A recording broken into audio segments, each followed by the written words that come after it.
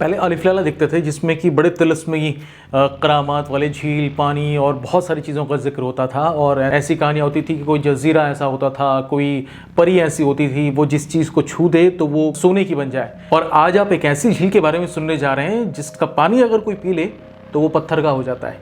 ये बिल्कुल सच बात है और साइंटिफिकली हाँ कह सकते हैं कि ये प्रूफ भी है कि उस झील के पानी को पीने वाला कोई भी जीव जिंदा नहीं रहता, वो पत्थर का बन जाता है।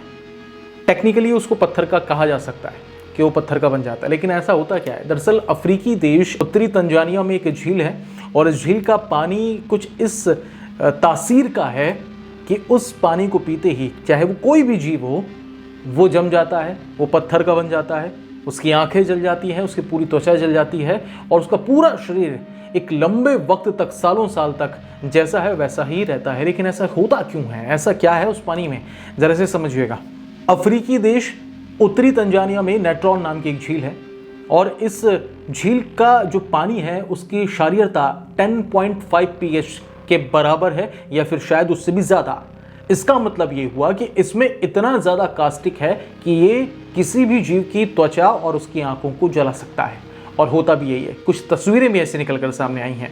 अच्छा, अब ये समझिए कि ये झील जिन पहाड़ियों से घिरी हुई है उन पहाड़ियों से सोडियम कार्बोनेट और बाकी खनिज इतने बहकर इस झील में जमा हो जाते हैं कि इस झील के पानी में इतना ज़्यादा सोडा और नमक वो मिला देते हैं कि जो भी जानवर इस झील में होता है और मर जाता है तो उसके शरीर को एक लंबे वक्त तक, कई सालों तक ये झील का पानी बिल्कुल जैसा है वैसे का वैसा रखता है, लेकिन उसकी त्वचा जल जाती है, उसकी आँख जल जाती है। पूर्वी अफ्रीका में जब जानवर गायब होने लगे तो उनके ऊपर एक किताब लिखी गई। उस किताब का नाम था अक्रॉस द रवाजेट लैंड।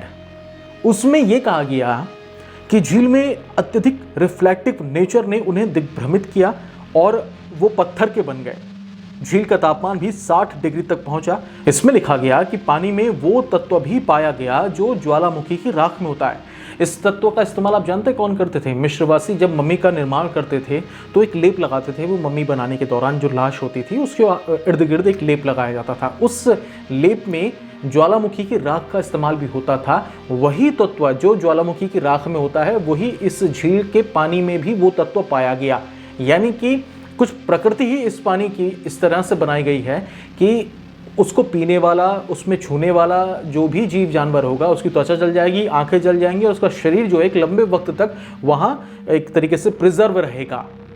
तो उत्तरी तंजानिया की नेट्रॉन लेक और उसका रहस्य अब पूरी दुनिया के सामने है।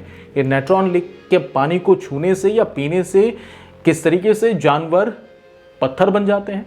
तो कैसी आपको ये जानकारी लगी, कमेंट बॉक्स में लिखना बिल्कुल ना भूलना और न्यूज़बुक को सब्सक्राइब करना भी बिल्कुल ना भूलें।